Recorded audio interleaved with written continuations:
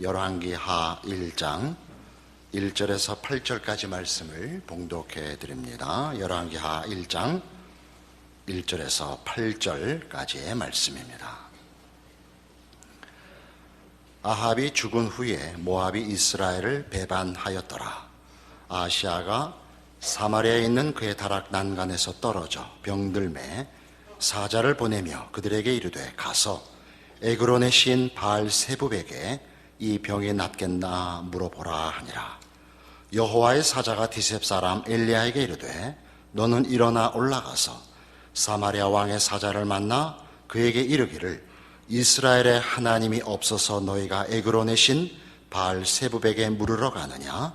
그러므로 여호와의 말씀이 내가 올라간 침상에서 내려오지 못할지라 내가 반드시 죽으리라 하셨다 하라. 엘리야가 이에 가니라.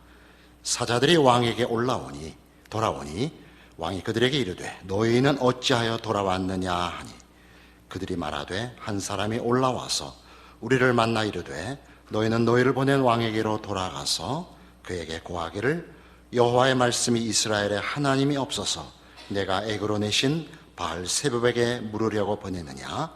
그러므로 내가 올라간 침상에서 내려오지 못할지라 내가 반드시 죽으리라 하셨다 하라 하더이다. 왕이 그들에게 이르되 올라와서 너희를 만나 이 말을 너희에게 한 그 사람은 어떤 사람이더냐? 그들이 그에게 대답하되 그는 털이 많은 사람인데 허리에 가죽띠를 띠었더이다 하니 왕이 이르되 그는 디셉 사람 엘리야로다. 열왕기는 이스라엘 역사를 기록하고 있는데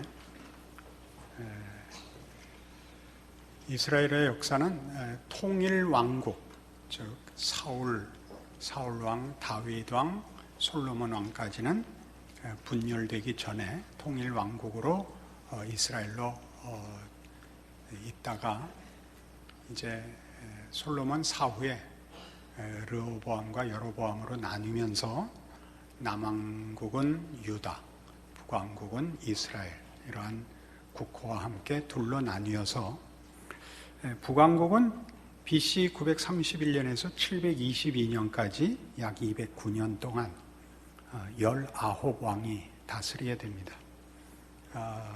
그런데 여기는 한 왕조가 왕권을 잇는 것이 아니라 대략 제 기억으로 한 8번 정도는 쿠데타에 의한 우리 표현으로 역성혁명이었기 때문에 여러 왕조가 다스리게 됩니다.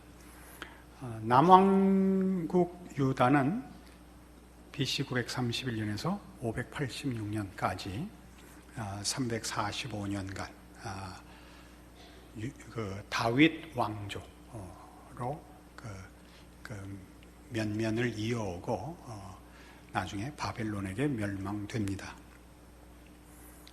원래는 이스라엘이 있는 팔레스타인 주변에 애굽이 가장 강한 왕국이었는데 나중에 아수르가 부상했다가 결국은 다 바벨론에 다 망하는 셈이 됩니다. 바벨론이 가장 강한 왕국이 되고 이스라엘은 북왕조는 아수르에 망하고 남왕조는 바벨론에 망해서 유다가 유다에 망하면 안 되는데 결국은 이제 망하는 걸로 끝이 나죠. 그러니까 열왕기는 이 조국의 멸망을 현실로 겪고 있는 피난민들이기도 하고 포로들이기도 한 이스라엘 백성들을 위하여 처음 쓰여졌고 그리고 오고 오는 세대에 이스라엘의 역사가 가지는 하나님의 어떤 가르치심에 대한 내용으로 성경에 그 자리를 차지하고 있습니다. 이 아수르는 성경에서 아람이라고 반복적으로 강조됩니다. 아람 혹은 아수르, 아람 민족이 세운 나라고 바벨론은 갈대아 사람들이 세운 나라라서 갈대아 혹은 바벨론 이렇게 국호를 쓰기도 하고 민족을 쓰기도 하고 그렇습니다. 이 기록은 이스라엘과 유다가 왜 망했는가를 밝히는 데 있죠. 하나님의 명령과 지켜야 하는 신실한 약속을 배신한 탓이다. 이게 가장 중요한 초점입니다. 그래서 정치적, 경제적, 사회적 어떤 것도 하나님과의 관계에 의해서 결정난다. 하나님과의 관계, 신앙이 가장 중요한 것이다 하는 것이죠. 이스라엘 백성의 실패는 인류 역사에 반복되는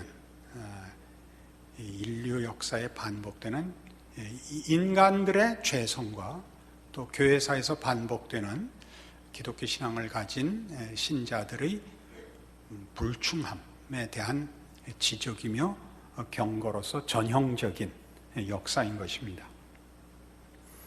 오늘을 사는 우리들에게 이스라엘의 역사가 무슨 그렇게 큰 소용이 있느냐라고 물을 테지만, 조금 전에 설명드린 바와 같이 이 기록은 인류 전체를 향하여서도 발언권을 가질 뿐만 아니라 특별히 하나님의 백성으로 부름받은 사람들에게는 절대 외면해서도 또는 가볍게 취급해서도 안 되는 중요한 하나님의 말씀입니다.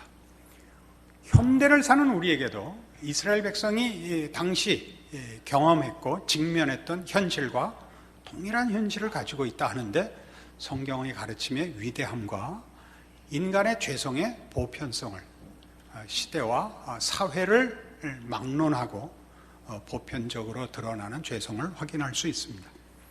우리는 지금 열왕기서 자체를 놓고는 이 시대의 상황과 우리 시대의 상황은 좀 다르다라고 강변할 수 있고, 또 그렇게 직접적인 교훈을 받아들이는데 좀 망설일 수 있습니다.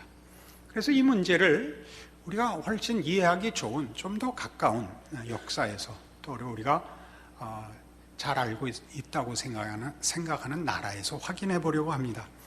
그것이 미국 역사입니다. 미국은 1776년에 독립을 했으니까 이제 한 230여 년쯤 지난 오래되지 않은 나라입니다. 그러나 이 나라가 우리에게 관심을 끄는 것은 이 나라가 가지는 기독교 신앙의 열심, 또 전 사회적인 영향력, 그리고 그런 영향과 열심 속에서도 온전히 지켜지지 않는 신앙의 본질, 이런 것 때문에 우리에게 좋은 연구거리 또는 관심의 내용이 됩니다. 그리고 열왕기에서 얘기하려는 것이 어찌 보면 가장 중심되는 내용이 고스란히 담겨 있는 역사이기도 합니다.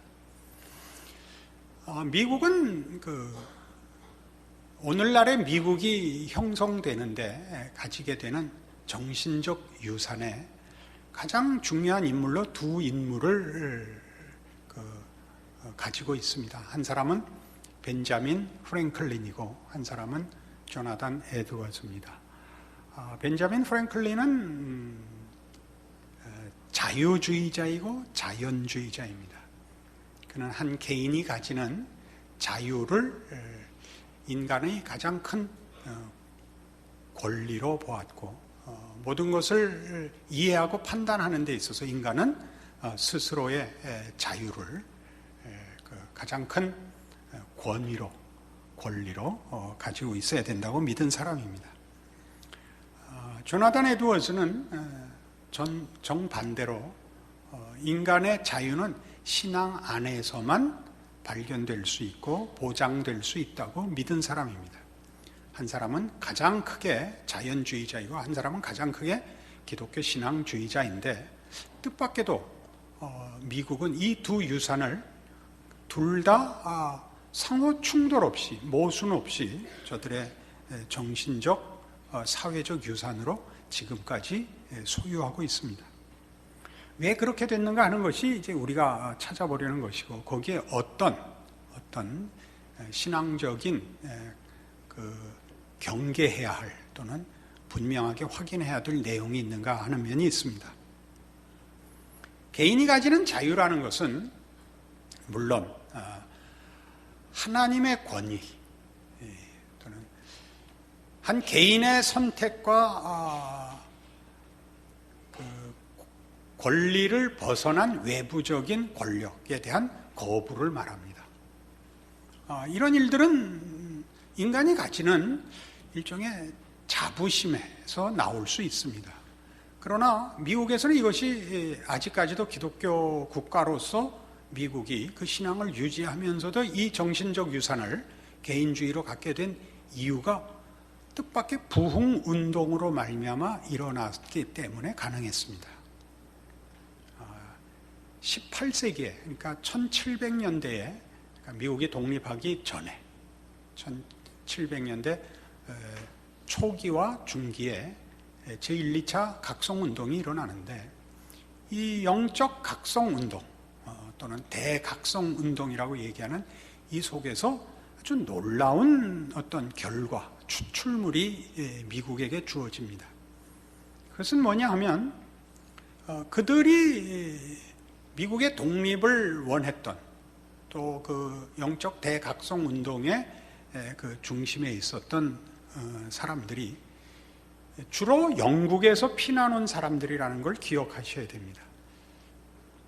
서구 여러 나라에서 미국으로 피난을 온 것이 사실이지만 영국이 거의 모국인 사람들이 주축이 되어 미국을 세우고 독립운동을 승리케 했습니다. 그래서 그 지방을, 동부의 지방을 뉴 잉글랜드라고 했죠.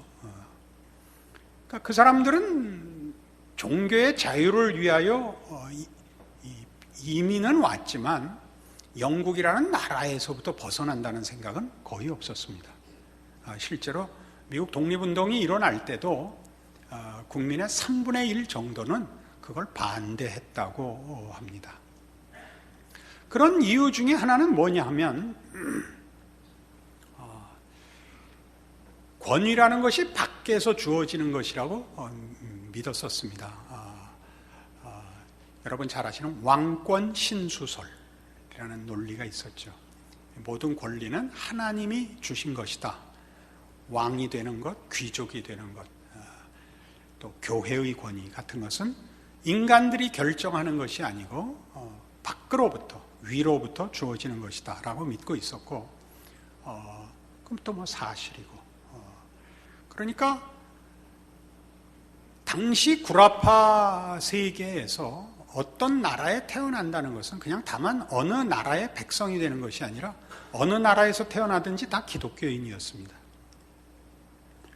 문제는 구교가 국교가 되느냐, 신교가 국교가 되느냐라는 싸움은 있었어도 그 외의 종교를 가진다든가 기독교를 안 가진다는 건 불가능한 사회 속에 있었습니다. 그런데 부흥운동이 일어나자 어떤 문제가 생기느냐 하면 구원은, 또는 신앙의 부흥은 개인적인 것이더라 하는 사실입니다. 개인이 회심을 해서 구원을 받고 영적 각성이 일어나는 것이지 교회가 주지 않더라 이겁니다. 물론 국가가 줄 수 있는 것도 아니더라 하는 사실이었습니다. 여기에서 교회와 성직자의 권위가 1차 벗겨지고 국가의 권위도 1차 평가절하됩니다. 그렇지 않겠습니까? 그러니까 성직자들도 각각 회심하고 각각 헌신해야 되는 것이 신앙이고, 그들이, 성직자가 개인에게 구원을 또는 영적인 어떤 깊이를 넘겨줄 거나 이렇게 베풀 수 있는 것이 아니더라는 사실이죠. 굉장히 중요한 개인적 권리와 개인적 자유라는 것을 낳았는데, 벤자민 프랭클린은 전혀 기독교와 무관한 사람입니다. 그 사람은 자연주의자이고 하나님을 믿지 않는 사람인데, 그가 외쳤던 개인의 자유라는 것이 부흥운동의 이 개인적 책임과 맞물려서 미국에는 이게 개인적인 자유라는 것이 신앙과 충돌하지 않게 유산으로 기독교 신앙과 함께 자리 잡게 되는 것입니다. 그러나 개인주의라는 건 외적 권위를 부인함으로써 하나님의 존재와 통치와 명령에도 사실은 애매한 것입니다. 거의 거부하고 외면하는 자세인데 부흥운동과 이게 같은 시대에 우리에게 요구되고 또 다가오는 바람에 기독교계에서 이 문제가 얼마나 심각한 것인가를 미처 판단하고 배척하지 못했습니다. 이게 뭐가 그렇게 중요하냐? 이 개인적 책임을 강조하고 개인의 자유를 강조하는 것이, 말하자면 권위를 거부하는 것이 모든 권력을 거부하는 것과 맞물려 있습니다. 권위는 강요할 수 있는 힘이 됩니다. 권력도 강요하는 힘이지요. 법이라든가 무슨 사회 질서라든가 우리 강요받는 많은 외부적인 사회 조건 속에 살고 있습니다. 그 모든 것에 대하여 항거하는 것이 부흥운동에서 경험한 신앙은 개인 결단과 선택의 문제요, 자유권의 문제라 하는 것과 맞물려서 거부할 수 있다라고 왜곡되어 버렸는데, 그것이 뭘 낳느냐고요? 모호한 태도를 낳죠. 선택을 하지 않고 헌신을 하지 않아도 되는 신앙의 모호함과 유보를 낳았다 이겁니다. 제가 늘 종종 약간씩 놀리는 대목입니다만은 우리 교회에는 이 부분이 상당히 영향이 큽니다. 여러분들 한번 제가 그 동영상을 여러분들 쪽으로도 하나 찍어서 한번 올릴 작정입니다. 여러분들이 이렇게 정면으로 저를 보고 설교를 듣는 사람은 거의 없습니다. 저도 그렇고요. 저도 약간 삐딱하게 보고 여러분도 약간 삐딱하게 보는데, 이게 시선을 이렇게 약간 각을 지는 것은 벌써 이렇게 다 오픈하지 않은 겁니다. 이렇게 소리가 들릴 만큼 문을 한 뼘쯤 열어놓은 거지, 이렇게 확 열어놓고 본인을 보이지 않는 태도에서 연유하는 것입니다. 그죠? 너무 정확히 찌르면 안 되는데 우린 그 시대에 살고 있고 그것이 자연스럽습니다. 그걸 덥석 무는 사람은 생각 없는 사람이고 순진한 사람이라는 생각이 우리 속에 있습니다. 근데 여기에 이제 한 걸음 더 나가서 아까 얘기한 조나단 에드워즈의 그 신앙 안에서에만 자유가 있다라는 기독교 신앙의 보수성은 어떻게 그럼 이것과 맞물리게 되느냐? 당시는 기독교 신앙이 국가주의 속에 있었습니다. 한 나라에 태어나는 것은 물론 그 나라의 국민이 되게 합니다. 그러나 서구에서는 어느 나라에 태어나든지 기독교 신앙인이 되어서 교회 교인이 되곤 했습니다. 그러니까 교회에 오면 교회에 온 사람들이 믿지 않는 데서부터 믿는 사람으로 교회에 온 것이 아니라 모든 국민이, 그 나라에 속하는 모든 소속된 시민들은 당연히 기독교인이었던 것입니다. 이 기독교인이었던 사람들이 말하자면 국민으로 태어나는 것을 선택하지 않은 것 같이 교회 교인이 되는 것을 자기가 선택한 것이 아니라 태어나면서부터 주어진 환경이라고 생각했기 때문에 책임에 대하여 모호해집니다.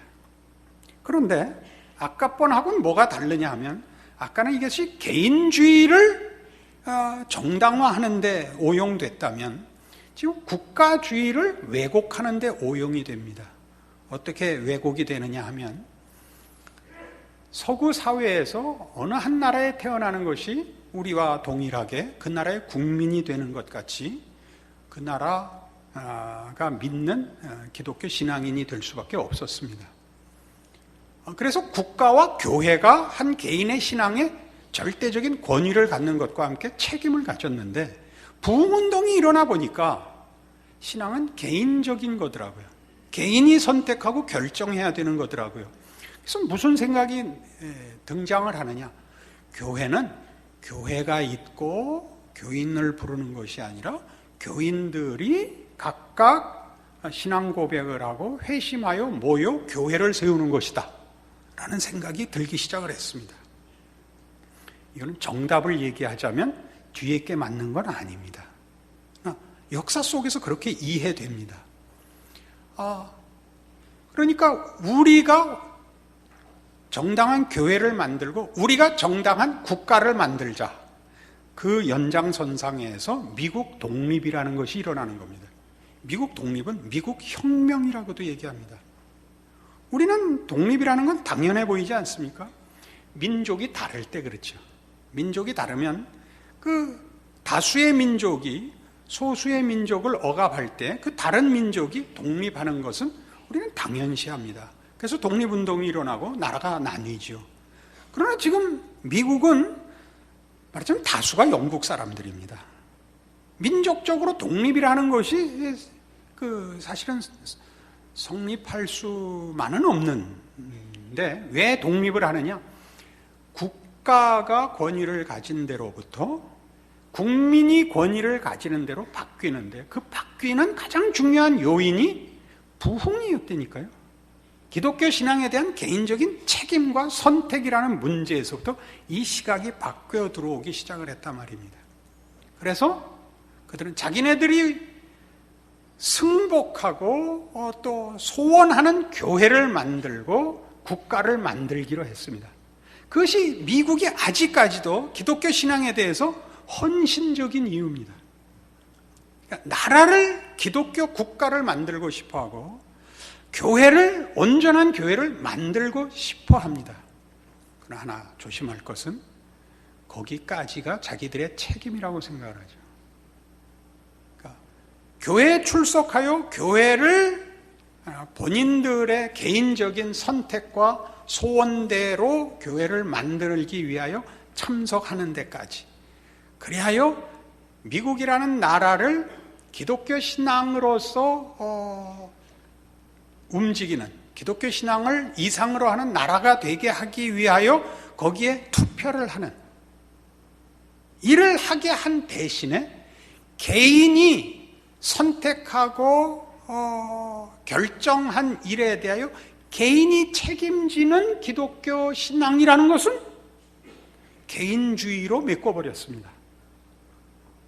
동일한 부흥이라는 것으로 개인주의도 신앙 안에서 묶었고 국가주의도 신앙 안에 묶어서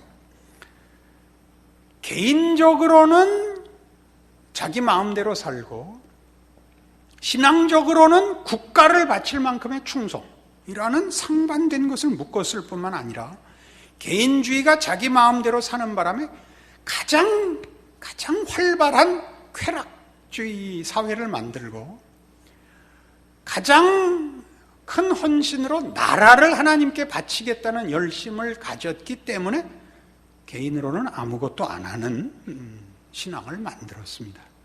그게 미국입니다. 미국을 저는 지금 심사하거나 평가하자는 얘기가 아닙니다. 그것이 사실 열왕기에 그대로 묻어나온 얘기입니다. 열왕기에 나왔던 얘기들이 미국에서 그대로 재현된 것입니다. 그래서 여러분, 미국 하면 사실은 좀 오래전에는 미국을 대표하는 도시는 뉴욕이었습니다. 그죠? 못 알아들으시네. 뉴욕. 누가 그렇게 하던데. 뉴욕이 미국을 대표하는 도시였습니다. 그게 변했죠, 중간에.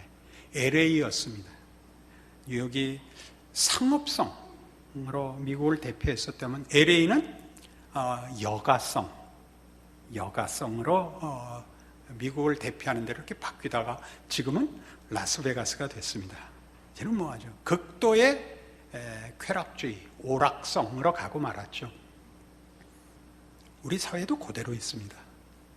가장 첨단을 걷는 오락성 속에 있으면서 국민들 얘기하는 거 아닙니다. 교인들 얘기입니다. 그리고 우리의 모든 신앙은 어디로만 향하고 있냐면 이 나라를 바치는 대로 우리는 우리 할 일을 가장 크게 헌신하고 있다고 속고 있는 겁니다. 그래서 끊임없이 대통령을 위한 기도를 합니다. 끊임없이. 하나님 이 나라를 지켜주십시오. 정당한 기도입니다. 되게 책임 회피다 이거죠. 우리가 지금 한국교회에서 쓰는 것은 우리도 모르게 진심을 가지고 올바른 일이라고 생각으로 했는데 사실은 보시면 개인의 신앙생활은 없습니다. 뭐 세상 사람들 할 거 다 도덕성에서는 좀 낫겠지만 그 쾌락주의라는 데서는 결코 차이가 없는, 다르다면 같은 오락을 가서 기도하고 시작한다는 거, 야구장 가서 기도하고 야구 보고 뭐 이런 차이만 있지 사실은 내용 자체나 책임에서는 전혀 신앙적인 책임을 지지 않습니다. 그러나 끊임없이 나는 신앙인이라고 생각을 합니다. 왜요? 기도할 때마다 국가와 민족을 위해서 기도하기 때문입니다.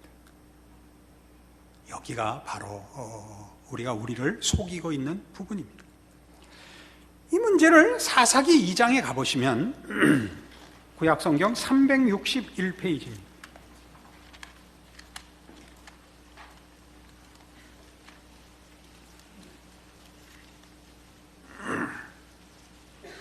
이미 사사기에 이스라엘의 고대 역사 속에서 이미 이 문제가 세대 간의 신앙 전수에서 아주 큰 문제로 불거져 나오는 것을 봅니다. 2장 6절입니다. 전에 여호수아가 백성을 보내매 이스라엘 자손이 각기 그들의 기업으로 가서 땅을 차지하였고 백성이 여호수아가 사는 날 동안과 여호수아 뒤에 생존한 장로들 곧 여호와께서 이스라엘을 위하여 행하신 모든 큰 일을 본 자들이 사는 날 동안에 여호와를 섬겼더라. 여호와의 종 눈의 아들 여호수아가 110세에 죽음에 무리가 그의 기업의 경내 에브라임 산지 가하스산 북쪽 딥낫 헤레스에 장사하였고 그 세대의 사람도 다 그 조상들에게로 돌아갔고 그 후에 일어난 다른 세대는 여호와를 알지 못하며 여호와께서 이스라엘을 위하여 행하신 일도 알지 못하였더라. 이 기독교 신앙의 전수가 왜 단절됐느냐, 이렇게 돌연한 단절을, 파국을 가져왔느냐에 대해서 열왕기를 하면서 제가 한번 그 부분을 설교한 적이 있습니다. 아마도 선조들의 실수가 더 컸을 것이다, 강요했을 것이다. 왜냐하면 현실적으로 제가 이 나이가 되면서 보니까 우리는 다 배고팠던 시절을 경험했던 세대고 우리의 자손들은 그 후에 태어났습니다. 배고프다는 것을 모릅니다. 그래서 우리는 우리의 말하자면 자녀를 향한 애정과 걱정, 저들의 미래를 향한 걱정이 늘 그렇게 결부됐습니다. 우린 먹을 거 먹지 않고 입을 거 입지 않고 너희 길렀다. 내가 하고 싶은 거 다 참고 너희 공부시켰다. 배 골았다. 그때 얼마나 열심히 우리가 살았는지 아냐. 이게 이제 우리가 가지는 진정성입니다. 그때 우리 자녀들이 뭐라고 답을 했냐면 쉽게, 야, 6.25 때 우리가 얼마나 고생했는지 아냐 그랬더니 우리 때문에 6.25가 났어요? 그러더라고요. 그러니까 이제 양쪽이 다 분노했죠. 양쪽이 다 분노했어요. 6.25를 겪은 쪽도 분노하고 그 분노를 본 자녀들도 분노했습니다. 자기 말이 맞잖아요. 자기는 그때 태어나지도 않았는데 우리가 6.25에 뭐 어쨌단 말입니까? 이게 그래서 아마도 1차적으로 책임이 우리 부모들에게 있었을 것이다. 우리가 우리의 그 경험과 우리의 확인들을 우리의 경험만으로 너무 강요했을 것이다. 그때 그렇게 설교를 했습니다. 그러나 이제 오늘 그 후반부를 하나 덧붙이려고 하는 것은 선조들이, 부형들이 어떻게 잘못했든 간에, 그래서 여러 자녀들이, 제가 볼 때 여러 자녀들이라고 하면 40대, 30대, 20대 여러분들이, 특별히 오늘 여러분들을 위해 이 설교를 준비한다고 말씀드리겠습니다. 부모 잘못이라고 여러분들이 말하는 것이 정당할지라도 여러분의 인생과 여러분의 시대는 어쨌든 여러분들이 책임져야 하는 것입니다. 그 모든 잘못이 부모에게 있을지라도 그것은 여러분의 인생이고 여러분의 신앙이고 여러분이 책임져야 하는 것이니까 부모들이 이러고 저러고 그래서 나는 안 믿어. 이건 어쨌든 여러분 책임입니다. 그러니까 지금 미국 사회가 가졌던 그 기기묘묘한 종합을 보십시오. 부흥이 일어나자 하나님의 은혜가 확인되는 것이 아니라 어떻게 교묘하게 개인주의도 쓰고 신앙적 책임도 명분으로 떠넘기고 결국은 아무것도 안 하고 자기 마음대로 사는 나라가 됐나? 이거 미국 대사관엔 알리지 마십시오. 미국을 비난하자는 거 아닙니다. 기독교 신앙에서는 늘 등장하는 유혹입니다. 시험입니다. 우리가 그거 겪고 있다, 이 얘기를 하려고 합니다. 그래서 여기 제가 어느 책에서 따온 표현을 제가 읽겠습니다. 현대의 기술력은 물질을 조종함으로써 힘과 영향력을 획득하는 기술 문명을 이룩해냈다. 물질을 통제하는 능력은 실제적인 권력의 근원이요 인간 진보의 열쇠가 되었다. 그러나 문명을 물질적인 안락과 쾌락의 여지를 증대시킨 자신의 성취에 쉽게 현혹해 된다. 그 성취에 빠져들수록 실용적인 시각 및 태도와 영적인 감수성은 더욱더 통합되기 어려워진다. 말이 어렵게 됐지만 곰곰이 생각해 보십시오. 우리는 현실적으로 하나님과의 관계보다는 현실성, 현실적 실용성에 관심을 두고 사는 시대가 되었고 영향을 받는 사람이 되었습니다. 그러니까 기독교 신앙이라는 것은 지금 여러분이 놓을 수도 없고 안 놓을 수도 없는, 놓을 수는 없습니다. 뭔가가 와서 여러분 영혼을 움켜잡고 있기 때문에 여러분이 놓을 수 없습니다. 그러나 거기에 여러분은 헌신하지는 않고 있고 끊임없이 모호하게 굽니다. 유보하고 있죠. 유보하는 동안은 신앙도 아니고 불신앙도 아닌 자리에 있는 것이 아니라 신앙 아닌 자리에 있는 것입니다. 유보하는 동안은. 그것은 아합의 정체였고 그의 실수였고 그의 치명적인 죄였습니다. 우리 모두가 이 문제를 깊이 음미해야 됩니다. 그래서 이 사사기는 끝에 이런 기가 막힌 결론으로 끝이 납니다. 사사기 21장 마지막 절에 이때의 이 비극, 무슨 비극이죠? 사사 시대를 살던 이스라엘의 그 하나님 믿지 않고 살았던 시대, 그 세대의 비극, 그 이유를 25절, 그때 이스라엘에 왕이 없으므로 사람이 각기 자기의 소견에 옳은 대로 행하였더라. 그러니까 여러분 마음대로 살 수 있다고 이렇게 저렇게 되는 핑계, 누구에겐가 잘못을 전가시켜서 발뺌한 모든 것들, 그게 핑계가 될 수 없습니다. 왜냐하면 신앙이란 여러분 자신의 것이며 여러분 자신이 책임져야 하며 여러분 자신이 살아야 하는 현실입니다. 여러분은 어쨌든 양단 간에 결정을 하셔야 됩니다. 이 문제를 역사적으로 교회사가, 인류의 역사가 사실은 증거하고 있습니다. 사람은 누구에게 핑계 댄다고 해서 자기 인생을 시간과 공간 속에서 빼낼 수 있지 않습니다. 우리 어른들이 여러분들에게 잘못해서 여러분들의 반발과 분노를 자아냈을 수 있습니다. 그런 것이 있다면 용서를 구합니다. 우리 부모된 마음으로 권합니다. 우리를 비난해도 좋고 뭐라고 해도 좋으나 제대로 예수 믿고 복받고 사시기를 권합니다. 기도하십시다. 하나님 아버지, 은혜를 감사합니다. 하나님, 우리를 인도하신 것 같이 우리 자녀들을 주 앞에 맡깁니다.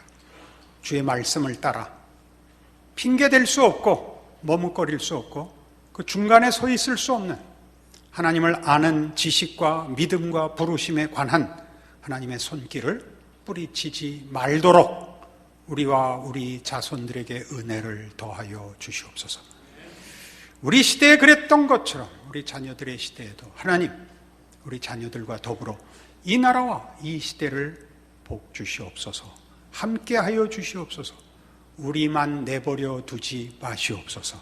주의 몸된 교회와 허락하신 이름으로 영광 나타내시옵소서. 예수님 이름으로 기도합니다.